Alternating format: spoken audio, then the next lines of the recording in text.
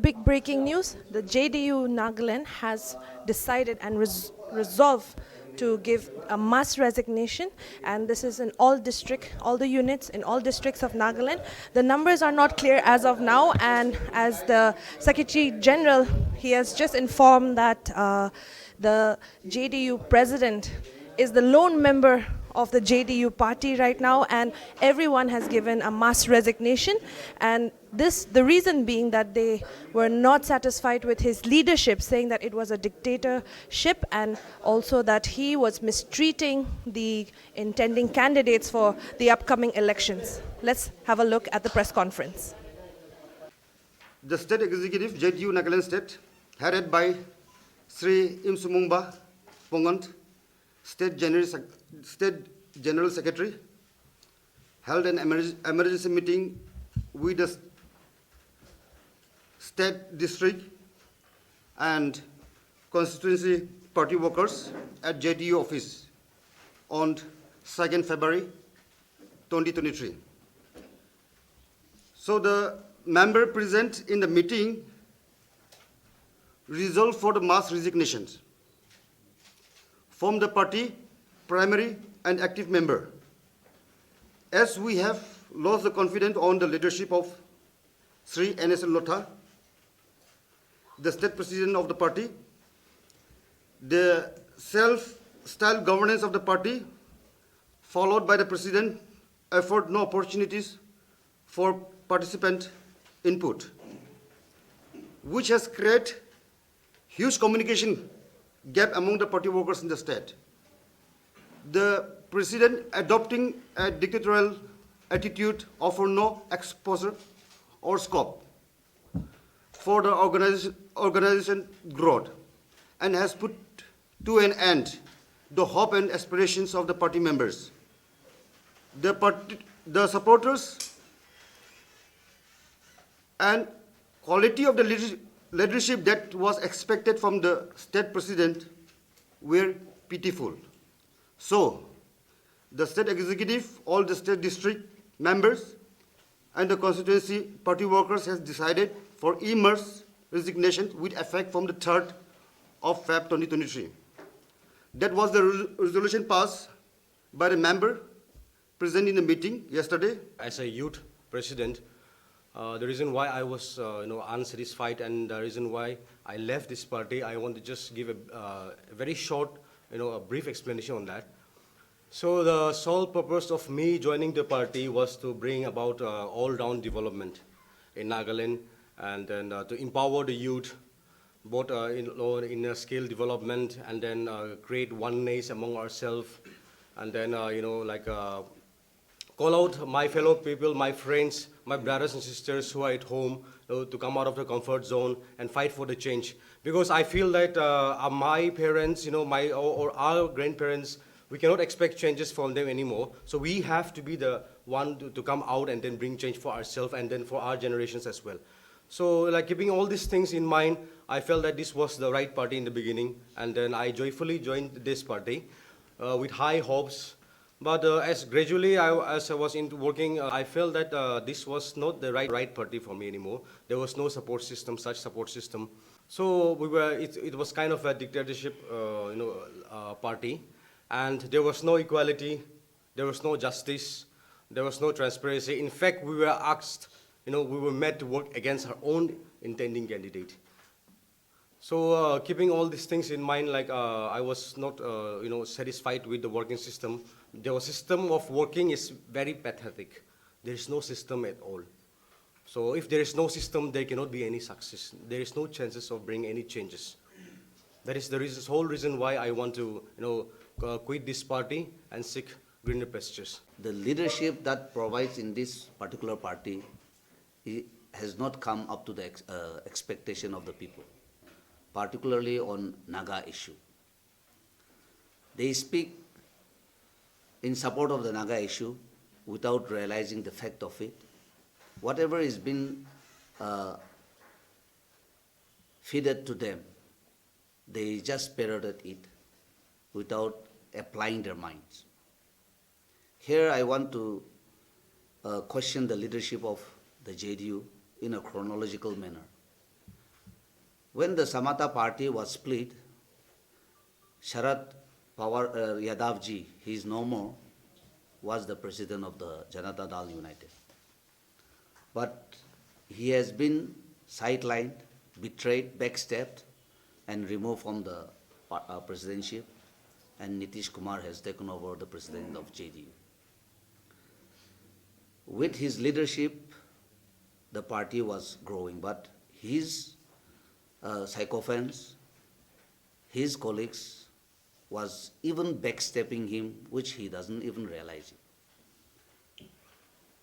Yet he eventually relinquished his presidency and met one of his Portuguese, none other than RCP Singh, as president and recommended him as a Rajya Sabha member, who was also ultimately become the Union Steel Minister. But again, he has to face the same fate of what the leadership is working behind the scene. And he was denied nominating in the Rajya Sabha for the third time, where he was compelled to resign. Then we have a very, very renowned, prominent leader in the party, in person of Mr. Prashant Kumar as Vice President, and Mr. Pavin Varma, who was the former IFS officer, the highly intellectuals of the Indian IFS cadres. They vehemently went against the passing of the Citizens Amendment Act in the Parliament. And we were working towards non-passing of that act, but again they were backstabbed. And they supported their alliance BJP in passing of the Citizen Amendment Act in the Parliament, which has got a very adverse effect, particularly in the state of Nagaland. Yet, bearing all those consequences that is detrimental to the Naga society, I personally was of the view that at least with us in the hands of effort in the party of, in the state of Nagaland, could rectify to our best possible way in the larger interest of the Naga society and particularly the northeastern states. But again, after backstepping them and impeach them from the party, few of the party leadership has misguided the Supremo of the JDU and started working in their own whims and fancy. You will probably recall how 7 Arunachal MLAs left JDU. You will also probably recall how out of 6 MLAs from Manipur, 5 left JDU. You may also probably recall how the lone JDU MLA left in Nagaland. These are all handiwork of few vested interest leaders in the JDU setup. Despite all this ill treatment given out to the cadres, loyal cadres of the JDU, I have been trying my best to streamline it. But eventually, when the election to the 14th Nagaland Legislative Assembly was announced, I fought for the true loyal party workers to be given a ticket, particularly in person of Mr. Hatpa of 43 Tizit, Im Sumokba of 4 Gaspaniwan, then Mr. Henry Zeleng of 7 Tenen AC. But unfortunately, they were ill-treated, rebuked, reprimanded as if they are the slaves of the president. And on second eve, when the party leadership went up to Wokha and met Mr. President, they were told that on a protocol basis, only Secretary General and himself will get the ticket. The rest will not be given a ticket. So when I have groomed the party from the grassroots level to the state level. And if I can't fight for their rights, what moral authority do we have to be in the party? That's one thing. Secondly, those would-be JDU candidates are going to be sent by none other than the present incumbent chief minister, whom he has denied ticket in the NDPP. Mark my word. And in conniving with the chief minister, as one of the members has rightly said, President himself was working towards my bringing downfall of my candidature. So how can we expect such leadership to lead the party? And of all these 5 years, he's been restraining me not to form the party. So if it is a matter of even for a self-help group, just take an instance of it. We have a group of like-minded people who form self-help group and take collective decisions. So a big party like JDU, when we cannot take a collective decision, and when it is functioned through WhatsApp, through telephone, and unfortunately the president is a gypsy guy who doesn't have his permanent place anywhere in Nagaland, be it Waka, be it Kohima, be it Dimapur, and always wants to function the party through phone in a dictatorial manner. How do you expect that party to grow? And therefore, for me, I'm still enjoying the confidence of the party leadership. I'm still assured of the party, which is going to be, ticket is going to be issued day after tomorrow. But when my colleague, who have served loyally to the party, has been denied the ticket, and especially when the party colleagues have not been assigned or taken into confidence as to how to function the party, how can I be selfish in taking the ticket?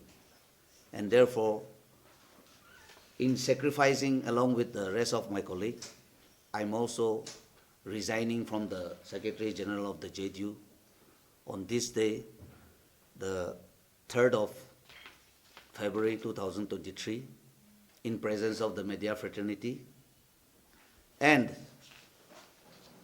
the party which I dearly loved and served loyally with conviction and commitment has become my arch rival now.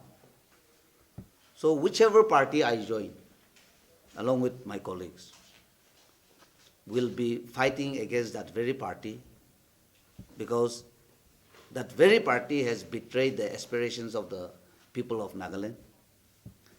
On 29th, as you have all witnessed on my candidature declaration at the town hall, Naga people are yearning for solution. But so many civil societies, even including negotiating parties, are not happy with the present dispensation for delaying the solution. Then how come the JDU party, who stood tooth and nail to fight for the solution of the Naga issue, connive with such leadership to delay the peace process? And so we are hell-bent now to fight against those cronies who doesn't want solution for the Naga issue, who doesn't want party to grow in Nagaland. They might have repeated what the President has told them, but I wish to remind all of you that when they have been welcomed here in this very hall from the JDU, BJP, they were told that you can feel, act like the President. Am I right? Yes.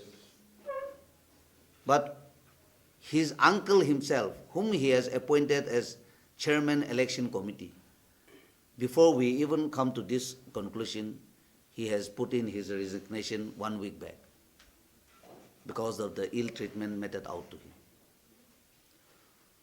So I, for one, doesn't have any ill feeling against any individual. But the situation and the circumstances compels us to leave this party for the betterment in the larger interest of the Nagas. And therefore, I do hereby declared the in-block resignation of the JDU official in Nagaland.